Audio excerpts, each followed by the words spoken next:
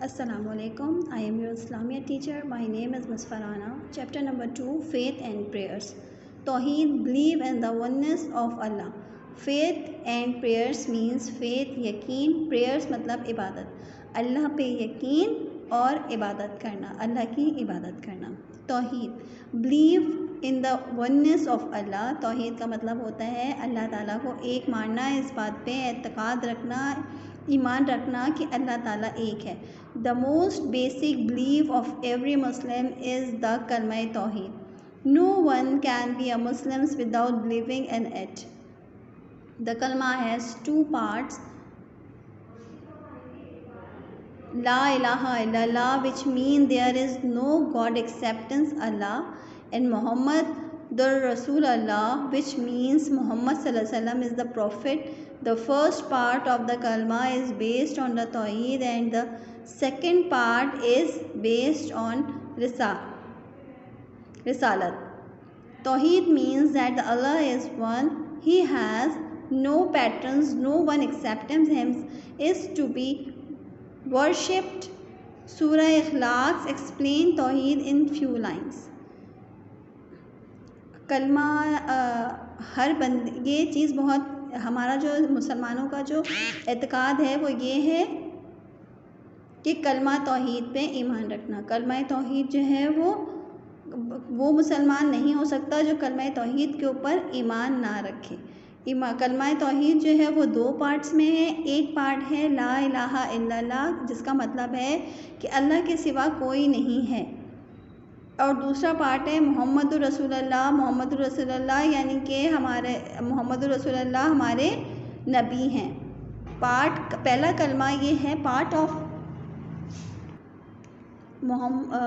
अल्लाह ताला के सिवा कोई इबादत के लायक नहीं, और मोहम्मद मुस्तफ़ा सल्लल्लाहु अलैहि वसल्लम अल्लाह ताला के रसूल हैं. The first part of the kalma is based on the tauheed and the second part is based on risalat. पहला पार्ट जो है कलमे का वो अल्लाह ताला के नाम के ऊपर है, अल्लाह की रिसालत के ऊपर है, अल्लाह के यकीन के ऊपर है, और दूसरा जो है वो रिसालत के ऊपर है.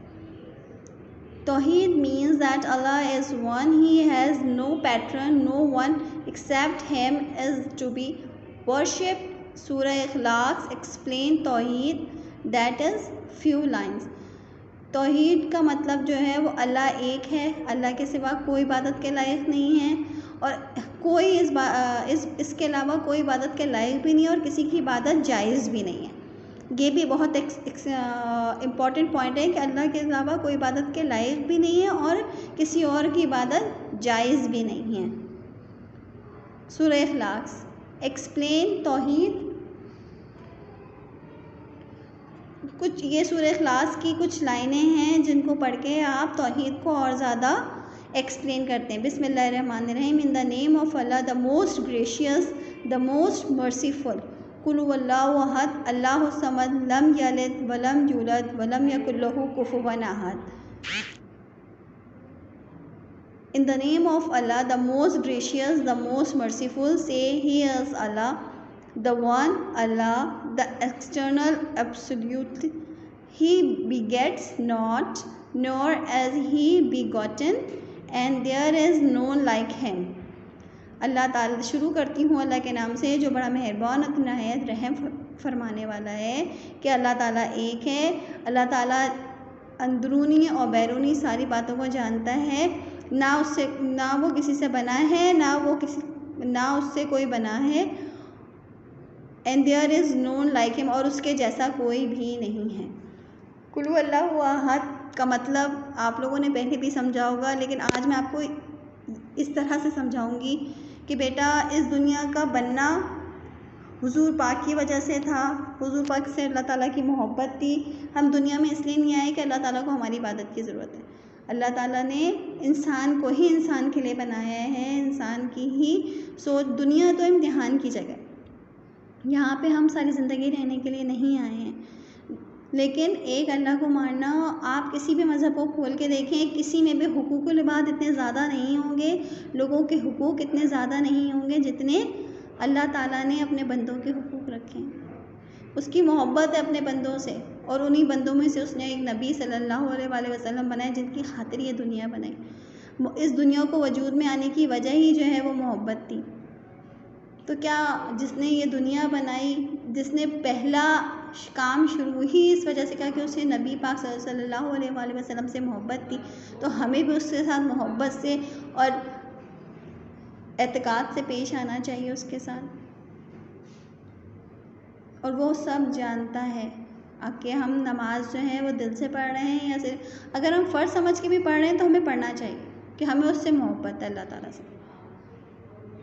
और अल्लाह ताला के अलावा कोई इस सजदे को मानने वाला या जानने वाला नहीं है। वो इस सजदे के काबिल है।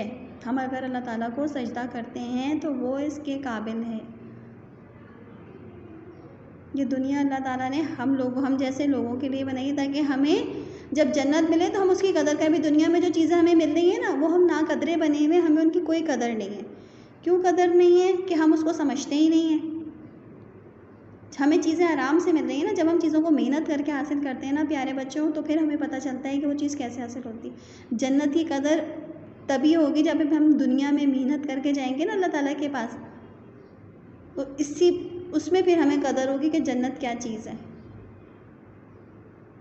ये दुनिया ऐसे ही नहीं बनाई गई, इसके पीछे कोई वजूहात हैं और उन वजूहात पे, उन पॉइंट्स पे हमें चलना है।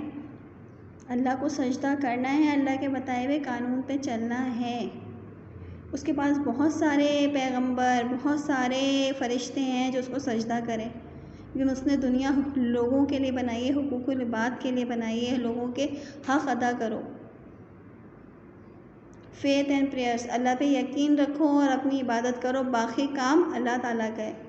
लेकिन हम खुद ही हर चीज़ का मालिक बना लेते हैं। नहीं ये काम ऐसा हुआ है तो मैं इसको जवाब दूंगा, नहीं ये बात ऐसी हुई है तो मैं इसके साथ लड़ाई करूंगा, नहीं इसने मेरे साथ ऐसा किया है तो मैं इसके साथ ऐसे करूंगा।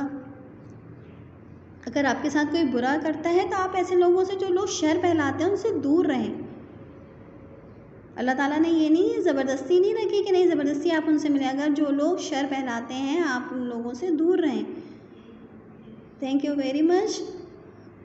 अल्लाह हाफ़िज़।